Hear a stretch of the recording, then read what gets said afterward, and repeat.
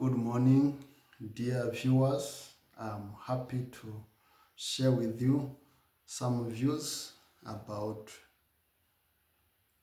the book that are supposed to be written by Moses. We always talk about the philosophy of Spinoza, and we try to show you how God is not an entity, is not a being that is outside the nature, a being that is supposed to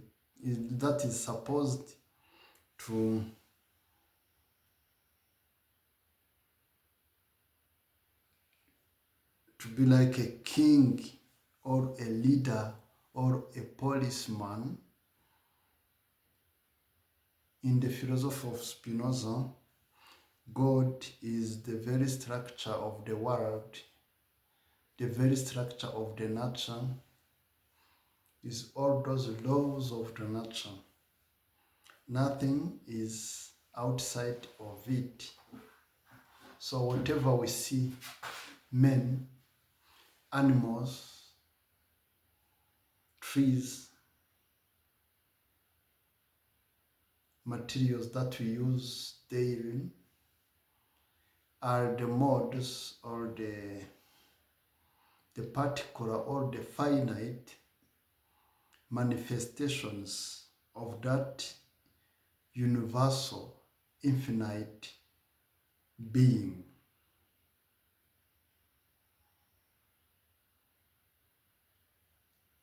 This philosophy shows what we call immanence. Immanence, it means that God is not outside. God is in each and everything. God is manifested in everything that we see and even in everything that we cannot see. God is the substance, the only substance. The true being is God. So whatever we see is the manifestation of God. But when we look back in things we used to believe, we find that God was like a person, He could feel anger, jealousy, and so on. Yesterday we explained it. We read in the book of Deuteronomy from chapter 6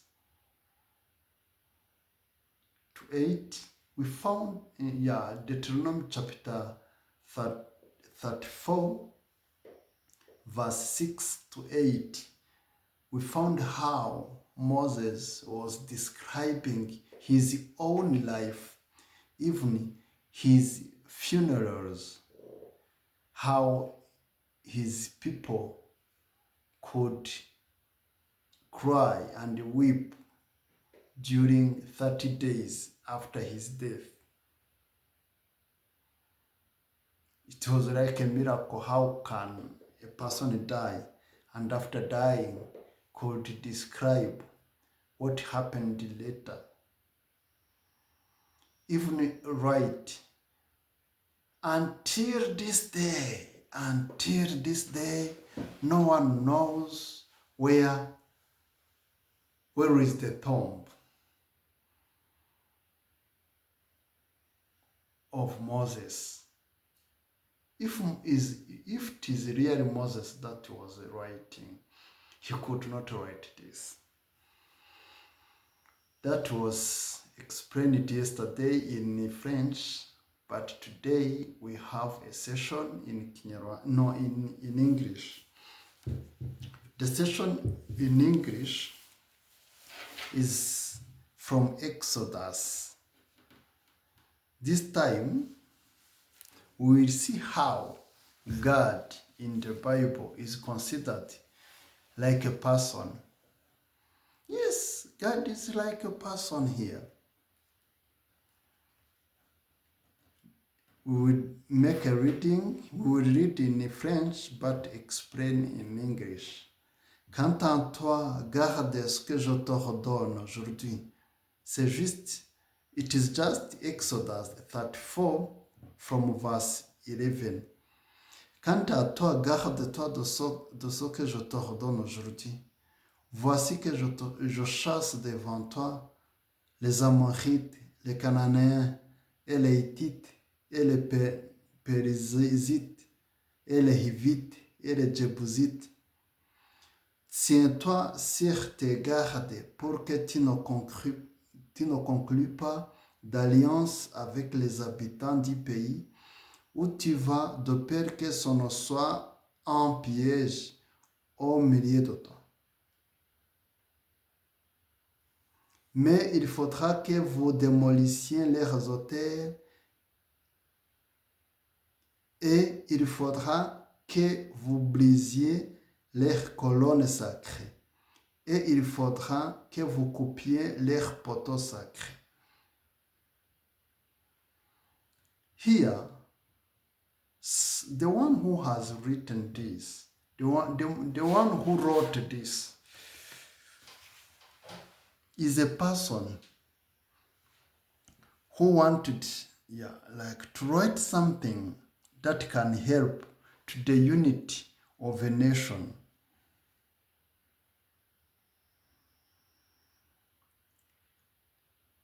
Spirituality, or like the belief, was at the center of such people.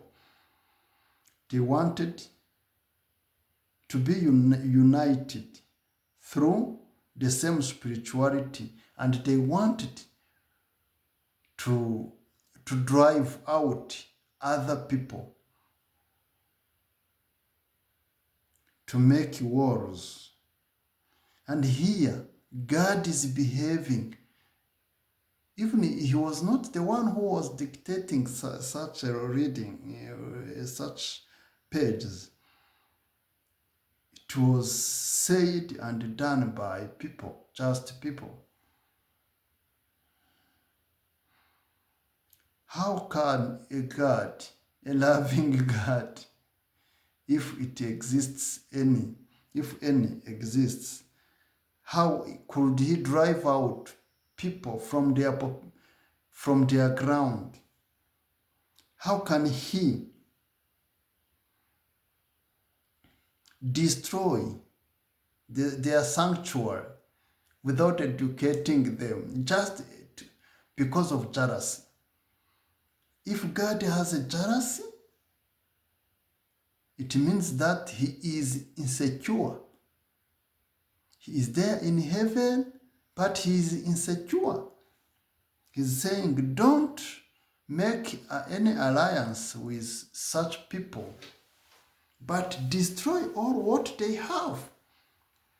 Destroy their pillars, their altars. This shows that God was here like a human being. Even it was like a mean person, very mean, not mature. He was very mean because he was very jealous.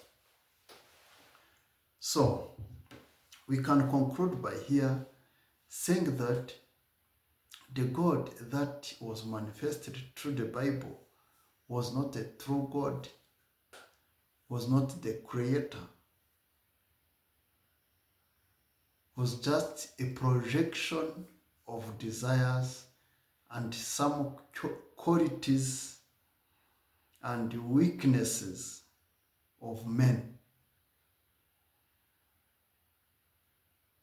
A given population wanted to protect itself, and at the center they built strong beliefs. Those beliefs have now reached all corners of the world. We are not against them, but we have to know what they are, the true value of those beliefs. They are not they are not better than what we had here in Rwanda or in East Africa. Even what we had was not better than what they had.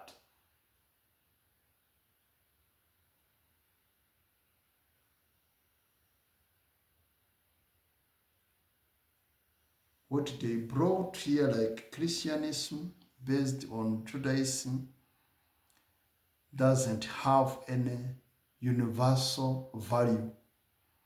It is just a mark of a given culture, and no culture is better than another, as it was written by one Rwandan theologian, Baributsa. No culture is better than another.